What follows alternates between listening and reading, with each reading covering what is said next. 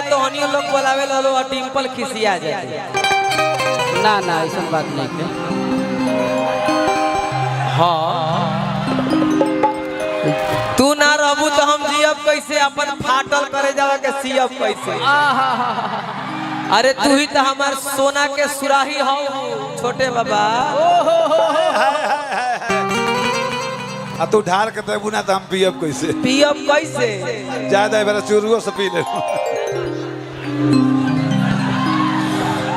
रूप के रोशनी में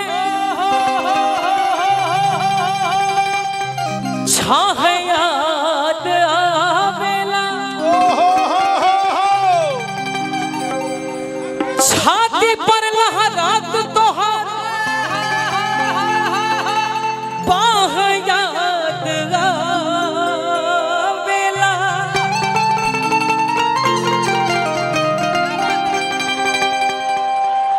ओने मत देखाए भाई ने देखा। वाह कसम के कसम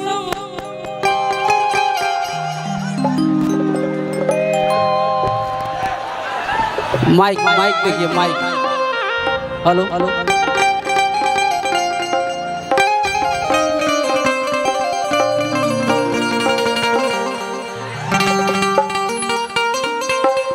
हेलो हेलो हेलो।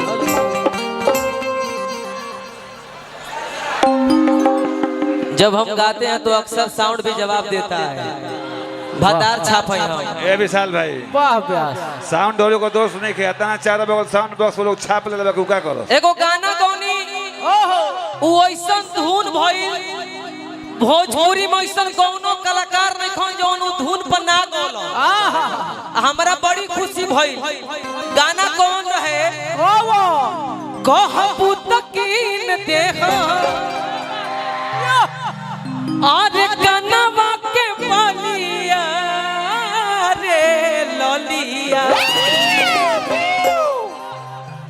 अरे वो गायक कौन जौन कुछ गाए ओकरा के लोग कॉपी ना करे। वाह व्यास गावे के तो सब गावेला। हमारा पवन सिंह भैया से बात होला लेकिन हम ही ना डाली लगे हमारा पवन सिंह भैया से बात भइला ना। कहबू तकीन देखो अरे कनवा के बलिया रे ललिया। और का कैसे ए भाई हम तनी प्रोग्राम करीला। भाव के कलाकार हैं डिंपल जी हाउ कोना धरी। हाँ जी हल्का हल्का तने तो राम रेखा घाट रही चरित्र बन रहस। जी जी यह भोजपुरिया भाव है। कहबू तकीन देखो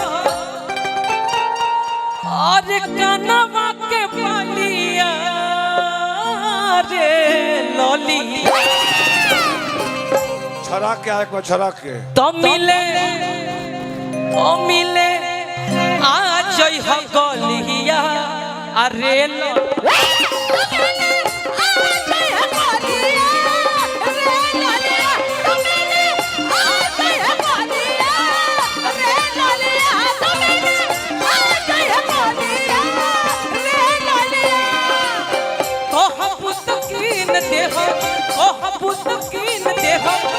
कनवा के बलिया रे ललिया।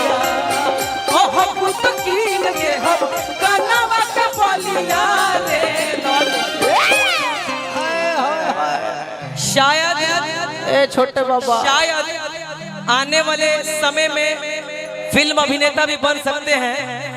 लेकिन एक फिल्म मेरी 5 साल पहले रिलीज हुई थी, बहुत ही कम बजट की थी, लेकिन वो YouTube पे रिलीज हुआ गंगा जैसन माई हमार। वाह तो पाखी जी जरा आइएगा जरा एक सेकंड आप। पाखी क्या जी बात का है? पाखी हेगड़े जी बोला ए पाखी आवा ने काखी। तनुश्री जी जरा आप भी आ जाइएगा, आपका भी वीडियो बड़ा देखे हैं हम। वाह पाखी आई है ने झांकी। रउआ हम एक्सप्रेशन के बहुत फिदा है। आपका जो चेहरा है ना एक विशाल दिल पे क्या गुजरी वो अनजान क्या जाने। दिल पे क्या गुजरी वो अनजान क्या जाने।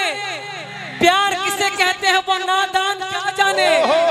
हवा के साथ उड़ गया घर इस परिंदे का कैसे बना था घोंसला वो तूफान के आगे अरे घोंसला था कहबूत कीन देह कहबूत कीन देह कनमा के बलिया रे बलिया कहबूत कीन देह कनमा के बलिया रे बलिया हाय भाव में धन है पाखे जी धन है तीनों आदमी लाइन से हो जाइए एगो के हमन 3 गो धामिन ए भाई रवा सबके रिकॉर्डिंग डांस फिल्म में लोग देख ले बा ए भी साहब वो अभी मिलत नहीं खे खाली होइए मिलता पाखे जी देह चोरई कर दरी तनी मनी औरी पीही तोर मजा लचका देह चोरई ना देह चोराई ना पाखे जी हंसरी ते मन कर लगन पिसुख जाई तब मिले आ जोई कबलिया